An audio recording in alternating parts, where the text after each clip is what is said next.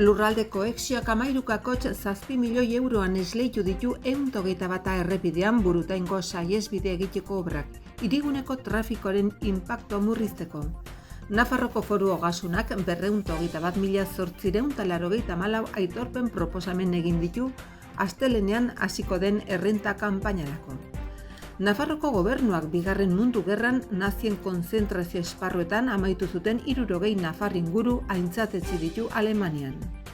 Nafarroko Osasun Publikoko Institutuak tigre eltxoa zaintzeko eta kontrolatzeko kanpaina berri bat hasi du Nafarroko iparraldean ezarria.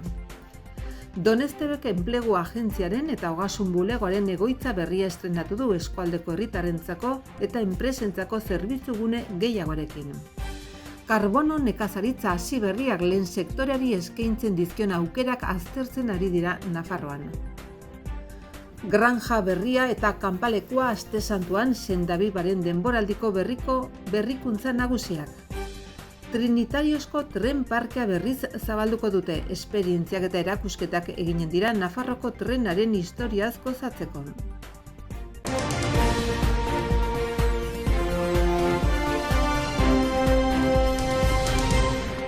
Lurralde koexiorako departamentuak herrilan eta azpiegituren zuzendaritza nagusiaren bitartez, Construcciones Mariezcurrena SL enpresari esleitu dio Burutaingo saihesbidea eraikitzeko kontratua. 13.714.610 milioi euroko aurrekontuarekin bezabarne. Jarduketa hori 121 errepidea 2+1 errepide bihurtzeko planaren barruan sartzen da, bide segurtasuna hobetzeko eta azpiegitura horren funtzionaltasuna optimizatzeko. Lurralde koexiorako kontseilariak esku hartze horren garrantzia azpimarratu du proiektu honekin 121 errepideko segurtasuna hobetzeaz gain Burutaingo herritarren errebindikazio bati ere erantzuten diogu. Urteetan errepide hortako trafiko handiarekin bizi izan baitira. Era berean, kontseilariak nabarmendu du obra hau beste urrats badela Nafarroko bide sarea modernizatzeko. 2019an aurrekaririk gabeko obra plan bat hasi genuen. Jende gehien dabilen eta trafiko astun gehien duen errepidetako baten bide segurtasun handitzeko. Gure lurraldean mugikortasuna erraisteko eta horregatik lan egiten dugu.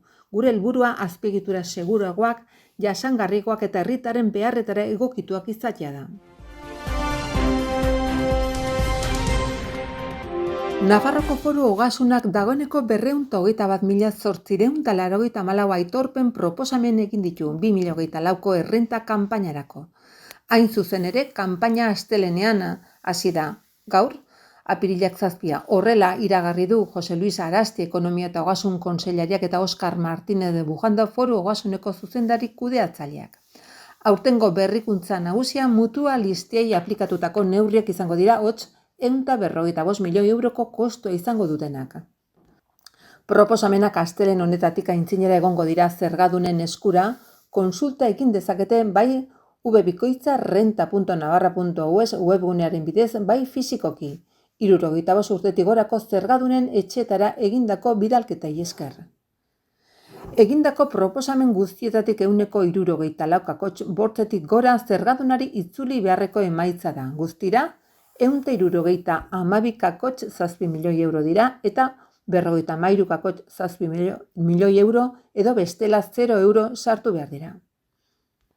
Errenta aitorpena egiteko izapidea are eskuragarriagoa izan dadin, Nafarroko Foru Ogasunak zergadunentzat kanal sorta bat diseinatu du. Alde batetik, telefono zenbaki batzuk jarri dira astelehenetik ortzegunera 8:00tik 5:00 eta ostiraletan 8:00tik 3:00.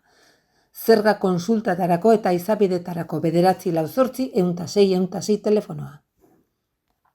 Arazo informatikoetarako 944-913-555 telefonoa eta aurrez hitzordua eskatzeko errenta presentzialerako 944-555 edo 944-555-506 zenbakiak.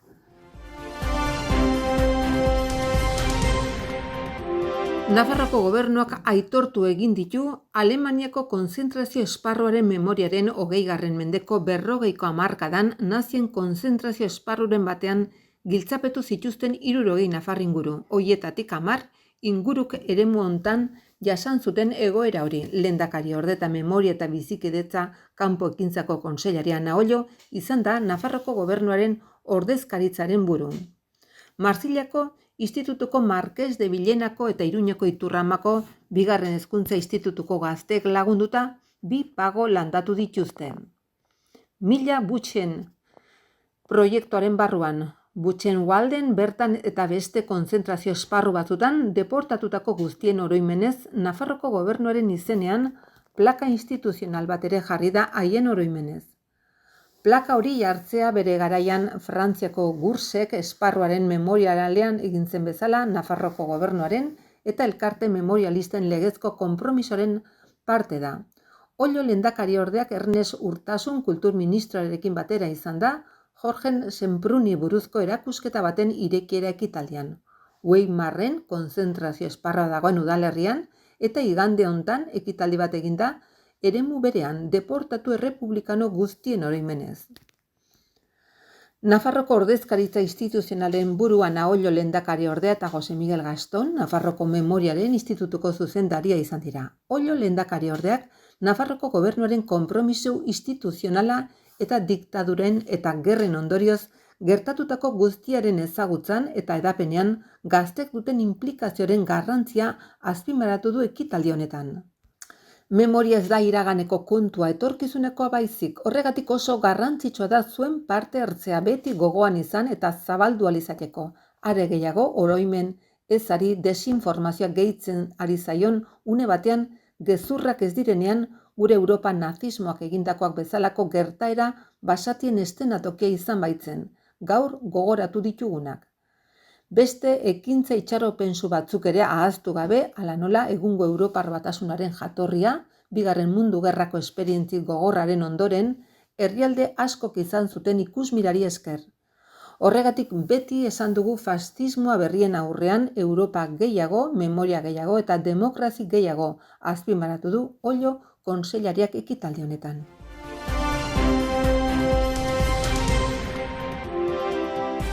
Nafarroko gobernuak Nafarroko osasun publikoaren eta lan osasunaren institutuaren bidez tigre hiltxoa zaintzeko plana abiarazi zuen 2016an eta espezie inbaditzaile horren zaintza entomologikorako eta kontrolerako kanpaina berri bati ekin zion martxoan. Helburua da foru komunitatean hiltxoren sartzea eta ezartzea monitorizatzea, helduen arrautza arrapalak eta trampa jarriz eta datuen arabera arrisku maila eta erantzun egokiak ezartzea. Gaur egun tigre hiltxoa finkatutza diotzen da iparraldean bereziki beran, Zunbilan eta Baztanen, eta noizean behin Iruñerrian, Tuteran, Zangotzan, Herriberriko Merindadean, Leitzan eta Alsasun agertzen da. Edapena saiesteko eta kontrolekintzak ezartzeko, Nafarroko gobernuaren haren kontrolean eskumenak dituzten toki administrazioen eta herritarren arteko koordinazioaren garrantzia nabarmentzen du. 2024ko kanpainan martxotik abendura bitartean landagarapeneko eta ingurumeneko teknikariek eta Nafarroko osasun publikoko teknikariek 1736 arrautzopil aztertu zituzten Nafarroko nekazaritzako elikagaien laborategian, 78 laginketa puntutan, eta helduen bit trampa konplexuago eta garestiago jarri ziren espezia aurreko denboraldian agertu zen tokitan. Kanpainaren amaieran tigre hiltxoaren arrautzen lagin positiboak izan ziren 78 laginketa puntuetatik 28tan 140, eta tigre hiltxoaren helduak hauteman ziren laginketa puntuen 143an, 765 ale guztira, batez ere bera eta bertizarana eremuetan. Iparraldeko eremuan presentzia handiagoa zegoenez eta bisitari asko zeuden eremu batean tigre hiltxoaren edapena kontrolatzeko ekintza gisa kontrol entomologikoko tratamentu bat egin zen, Bertizko parkean udaberriaren hasieran. Insektu txikia da, kolore ilunekoa eta taroixaren marra zuria ditu. Ura pilatzen duten ontzi txikitan hazten da eta beraz oso garrantzitsua da herritarren laguntza ugaltzea erraisten duten eremuak saiesteko.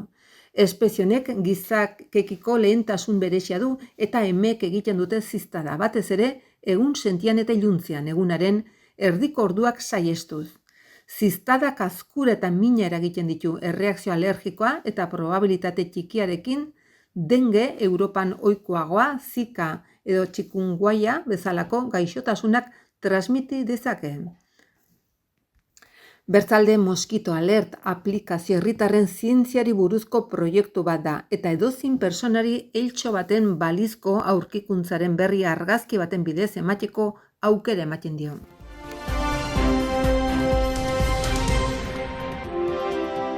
Nafarroko gobernuko lehendakariak Donestebeko Enplegu Agentzia eta Ogasuneko eskualdeko bulegoa hartzen dituzten instalazio berriak inauguratu ditu.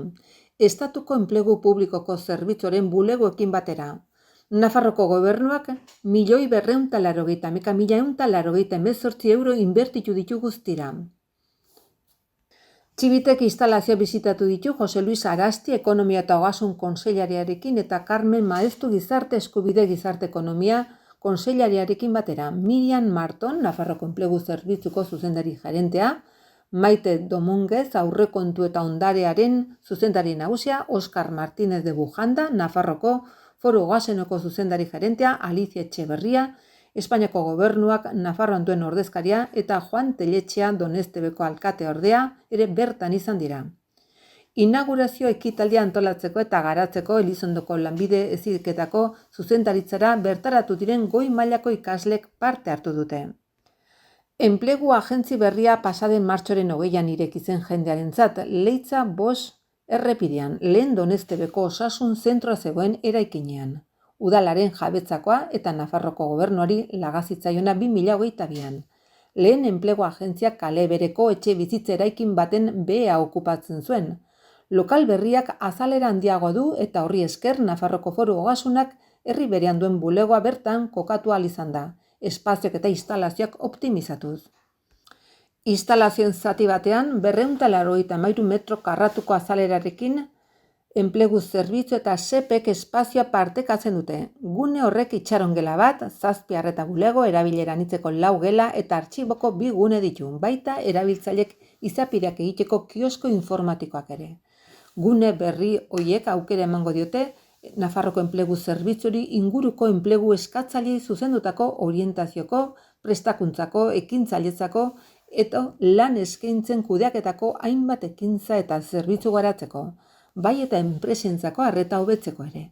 Halaber bertan egingo dira enplegu taldearen eta bere lantaldeak, talden bilerak, eskualdeko erakundeak eta entitateak ere barne. Ogasunak okupatzen duen eremuak 78 metro kuadro ditu eta 2 bilera geletan, komun publikoetan eta beste espazio funtzional batzutan banatzen da. Eraikin berriaren obrak 2024ko apirilean hasi ziren eta Inserlantxo SL enpresak egin ditu. Enplegu zentro bereziantzat eta laneratzeko enpresentzat gordetako lizitazio baten bidez. Foru Gobernuko Landagarapeneko eta Ingurumeneko departamentuak eta Intia sozietate publikoak jardunaldi tekniko bat eskaini dute Herriberin, 100 nekazari baino gehiagoren aurrean.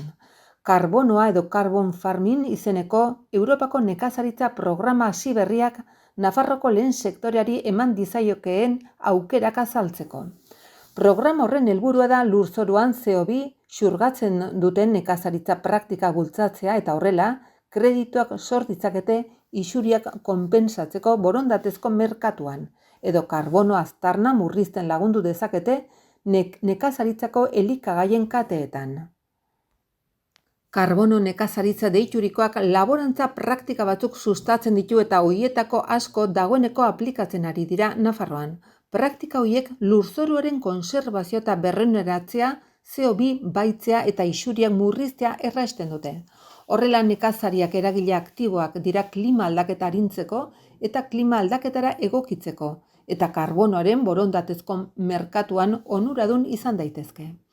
Pasaden abenduan Europako batzordeak nekazaritzan karbonoa etengabeko xurgatzeko lehen arau esparrua ezartzen duen erreglamendua onartu zuen, naiz eta neurketa, egiaztapen eta ziurtapen sistemen eta metodologien erregulazioa zehazteke dago oraindik.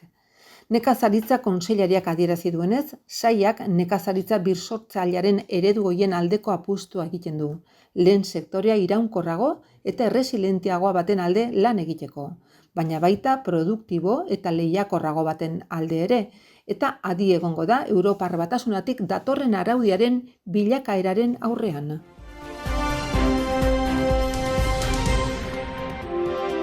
Rebeka Esnaola Kultura, Kirol eta Turismo Kontseilaria Nafarroko Naturaren Parkean sendabiban izan da eta larunbat apirilak 5 ireki den 22. denboraldiaren xehetasunak ezagutu ditu.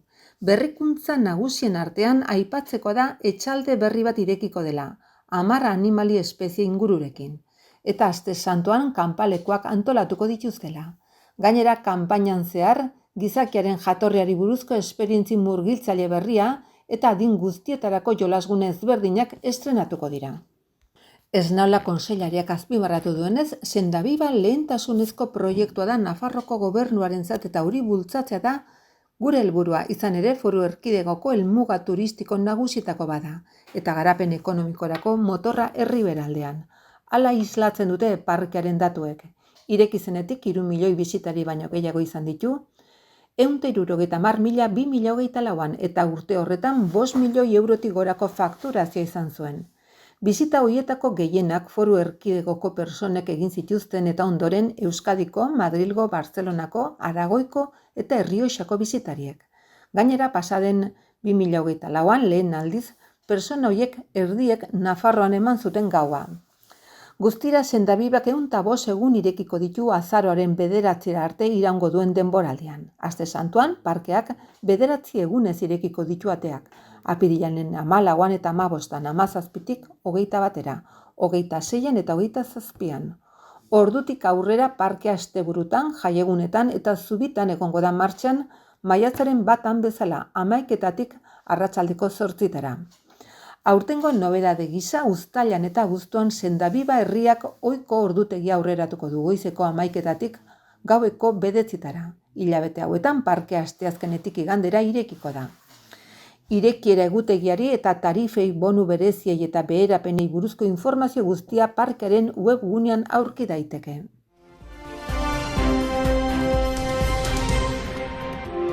Trinitariozko trenbidearen eta bide berden interpretazio zentroa berriz zabalduko dute apirilaren 5an. Esperientziak eta erakusketak eginen dira Nafarroko trenaren historiaz gozatzeko. Denboraldi berriak urrira arte iraunen du eta asteburutan jaiegunetan eta aste santuko eskola oporraldi osoan apirilaren 17tik 27ra egonen da zabalik zentroa. Arga ibaiaren ondoan dago eta 6.740 metro karratu ditu. Ibilbide bat eskaintzen du trenez, erakusketak ere jartzen dituzte eta beste zenbait jarduera ere egiten dituzte. Interesa dutenek 11etatik ordu batetara bisitatzen ahalko dute parkea, larunbatean arratsaldez ere egonen da zabalik 6tik 8etara. Sarrera 2 euro balio du, 14 urtetik beherakoendako, 3 euro helduentzako eta €1 desgaitasunen bat dutenentzako.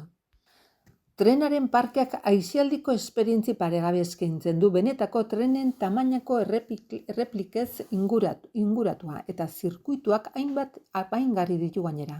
Aurtengo denboraldirako ibilbide berriak sortu dituzte, hala nola Trinitario Express tren horretan kafetegia, ohe bagoiak eta lehen mailako eserlekuak daude. Ibilbide hori gainerakoa baino luzeagoa da eta edariren bat eta jateko zerbait emanen dute. Erakusketen eremua eraikin nagusian dako eraikin horrek tren geltoki baten itxura du eta liburutegia eta erabilera anitzeko eremu bat ere badaude hor. Gune hortan hainbat tren ibilbide birsortzen dituzten 2 maketa daude ikusgai, berriki sortutakoaz gain.